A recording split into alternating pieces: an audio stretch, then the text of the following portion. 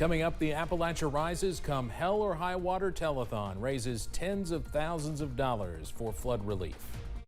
Dedicated to Eastern and Southern Kentucky, this is WYMT Mountain News at 11. Good evening, I'm Steve Hensley. We partnered with several of our Gray television sister stations tonight for a night of giving. The Appalachia Rises Come Hell or High Water Flood Relief Telethon, and by all accounts it was a huge success with more than $150,000 raised. And that does not include online donations, so we believe the final count will be quite a bit higher. WYMT's Dakota Maker has had backstage access and joins us now live in the studio with some of the highlights tonight. Dakota? Hey, good evening, Steve. Yeah, we had a big night at the Mountain Arts Center in Prestonsburg. Eastern Kentucky natives and country music singers Halfway to Hazard, Tyler Booth, and Taylor Austin Dye, and others performed on stage for flood relief. And if you missed it tonight, here's a recap. Come hell or high water, Kentucky, we're praying for you. Certainly prayers Eastern Kentuckians could use as they rebuild from deadly flooding. When you see your community devastated, when you feel what your family and friends and neighbors are feeling, that's very traumatic. Several Eastern Kentucky country music artists using their talents to raise money for flood relief. Any way that we can try to fill the nook and cranny of any where that money needs to go is what we're trying to find. We're looking for families that, maybe are falling between the cracks. And it is images they remember from hard-hit areas like Buckhorn and Highway 476 in Perry County. Just totally devastated, and it's awesome that we can get together and do something like this. With special guests like Ashland, Kentucky native and country music star Winona Judd making appearances. But the telethon stretches beyond Kentucky borders to the volunteer state. Country music singer and songwriter T. Graham Brown was one of Monday night's co-hosts. He saw the devastation left behind more than 1 month ago. The people of Kentucky are very resilient, great folks. I'm from the South, and I just love to see people come together like this. Come hell or high water, I'll be here waiting for you. Well, 100% of the proceeds raised tonight goes to the Foundation for Appalachian Kentucky's flood relief efforts, and the organization has already given out more than $1 million to flood victims. I'm live tonight in the studio. Dakota Makris, WYMT Mountain News. Dakota, thank you very much. Telethon ended up going about 3.5 hours. Just a great evening, and maybe the most important point we can make is that 100% of all that money raised tonight will go to flood victims and stay right here in Eastern Kentucky. And if you did not have the chance to donate tonight, you can still find a link to do that anytime on WYMT.com. Governor Andy Beshear discussed the flooding and relief efforts during a stop in Lawrence County today, saying the last month has shown the best of who we are as people.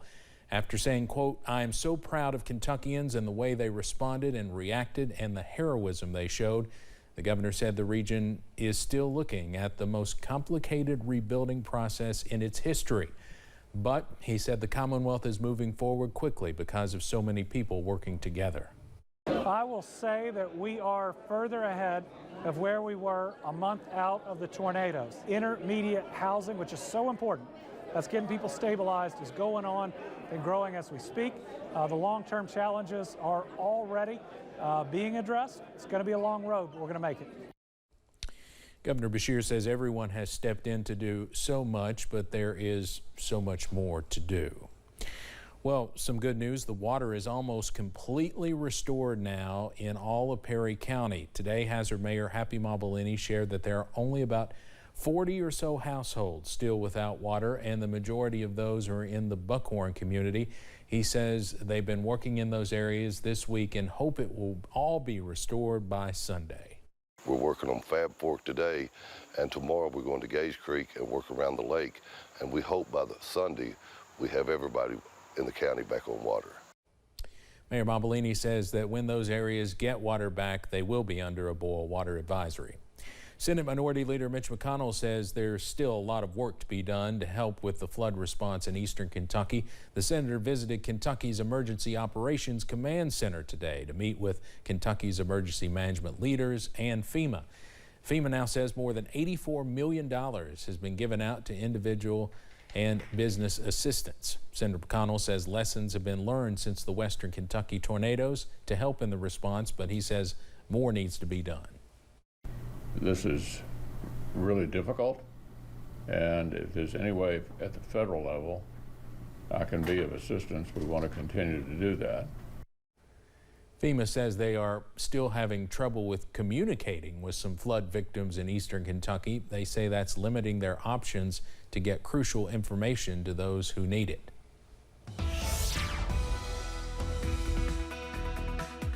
Well, not everybody experienced it, but we had some heavy rains scattered throughout the mountains this evening.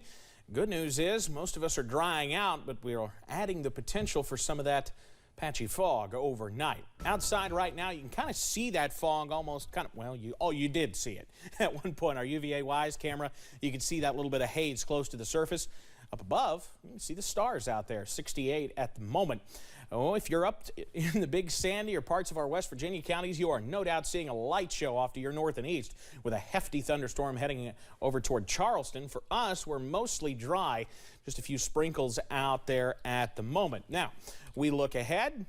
Look what's to our west. Several rounds of showers and thunderstorms still to go across portions of Illinois, Indiana, and western Kentucky, so we're not quite done yet. Temperatures out there. Some areas that have not received rain still in the mid-70s. 76 Jackson, 77 London, 68 though, where we've seen the rain here in Hazard. For tonight, showers and storms continue. No, we're not done with them yet. Low 70s overnight with that patchy fog and winds mostly calm. Details on when storms move back in and when they finally move out coming up in just a few. Steve? All right, Evan, thank you. At least 30 families have found refuge at Carr Creek Campground after losing their homes during the flood. WYMT's Keaton Hall followed along as a Hazard church brought supplies to some of those who need them most. It's going to take a village and then some to rebuild after the floods. This is not going to be a few of us that get everyone out. If we are not all in this together, we're simply not going to make it. We all need each other right now. Summit Church has operated as a donation center since the floods happened. But as the needs of the community change, so has the church's response. People started to contact us about needs in other areas like school resource centers or campsites where people who have lost their homes and that sort of thing, now they are having to stay at places like Carr Fork Lake. Pastor Mark organized a convoy of trucks loaded with cookware, grills, inflatable beds, and more to Carr Creek Campground, which is home to at least 30 displaced families. Kayla Morton lost her house and 2 vehicles in the flood. We actually had to evacuate our home. We woke up to 3 feet of water in our house. At times, the water was over Kayla's head as she helped rescue her 2 young children with her husband. I put my 3-year-old on his shoulders, and we fit all of our belongings in a bag, and I held it over my head, and we waded through the water, and we walked to Walmart. Kayla lost everything, and the response she's seen from FEMA and the Red Cross has left her disheartened. There's these organizations that are supposed to be there for us and help us through these disasters, and they're not. In her time of need, Kayla has found hope in her community.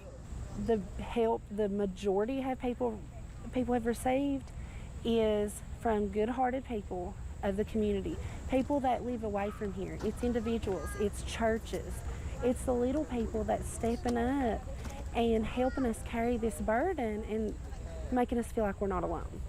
Looking to the mountains for help and finding it. In Perry County, Keaton Hall, WYMT Mountain News. Pastor Mark Combs says there are plenty of churches and local organizations providing relief, but if you would like to donate to Summit Church, you can find more information on our website. Family and friends will say goodbye to a Hazard icon and legendary businessman tomorrow.